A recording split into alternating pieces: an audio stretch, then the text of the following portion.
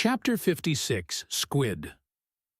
Slowly wading through the meadows of Brit, the Pequod still held on her way northeastward towards the island of Java, a gentle air impelling her keel, so that in the surrounding serenity her three tall tapering masts mildly waved to that languid breeze as three mild palms on a plain. And still, at wide intervals in the silvery night, the lonely, alluring jet would be seen. But one transparent blue morning, when a stillness almost preternatural spread over the sea, however unattended with any stagnant calm, when the long burnished sun, glade on the waters, seemed a golden finger laid across them, enjoining some secrecy, when the slippered waves whispered together as they softly ran on. In this profound hush of the visible sphere, a strange spectre was seen by Dagu from the main mast-head. In the distance, a great white mass lazily rose, and rising higher and higher, and disentangling itself from the azure, at last gleamed before our prow like a snowslide, new slid from the hills. Thus glistening for a moment, as slowly it subsided and sank. Then once more arose and silently gleamed. It seemed not a whale, and yet is this Moby Dick, thought Dagu. Again the phantom went down, but on reappearing once more, with a stiletto-like cry that startled every man from his nod, the Negro yelled out, "There! There again! There she breaches! Right ahead! The white whale! The white whale!" Upon this, the seamen rushed to the yard-arms, as in swarming time the bees rush to the bows.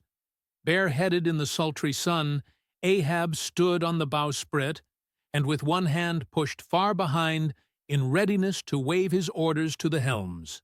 Man cast his eager glance in the direction indicated aloft by the outstretched tionless arm of Dagu. Whether the flitting attendants of the one still and solitary jet had gradually worked upon Ahab, so that he was now prepared to connect the ideas of mildness and repose with the first sight of the particular whale he pursued, however this was, or whether his eagerness betrayed him. Whichever way it might have been, no sooner did he distinctly perceive the white mass, than with a quick intensity he instantly gave orders for lowering. The four boats were soon on the water, Ahab's in advance, and all swiftly pulling towards their prey. Soon it went down, and while, with oars suspended, we were awaiting its reappearance, lo! In the same spot where it sank, once more it slowly rose. Almost forgetting for the moment all thoughts of Moby Dick, we now gazed at the most wondrous phenomenon which the secret seas have hitherto revealed to mankind. A vast pulpy mass, furlongs in length and breadth, of a glancing cream color, lay floating on the water, innumerable long arms radiating from its center and curling and twisting like a nest of anacondas, as if blindly to clutch at any hapless object within reach. No perceptible face or front did it have, no conceivable token of either sensation or instinct, but undulated there on the billows, an unearthly, formless, chance-like apparition of life.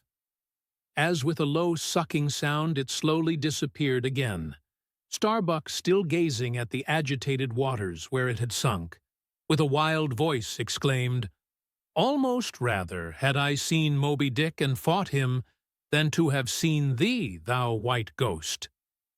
"What was it, sir?" said Flask. "The great live squid, which they say few whale ships ever beheld, and returned to their ports to tell of it." But Ahab said nothing. Turning his boat, he sailed back to the vessel, the rest as silently following.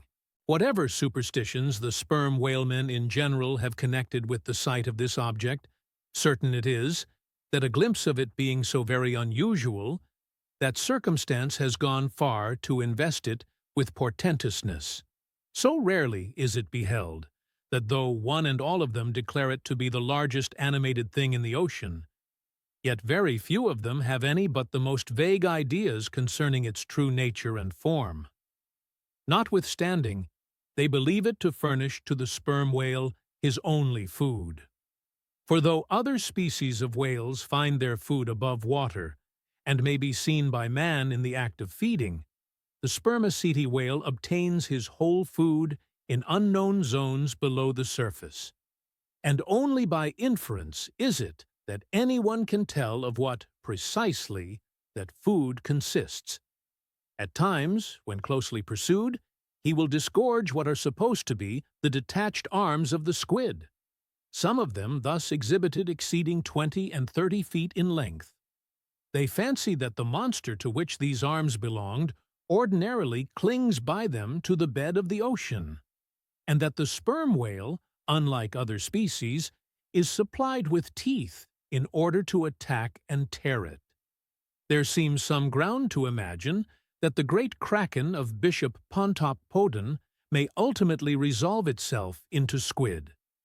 The manner in which the bishop describes it, as alternately rising and sinking, with some other particulars he narrates, in all this the two correspond, but much abatement is necessary with respect to the incredible bulk he assigns it.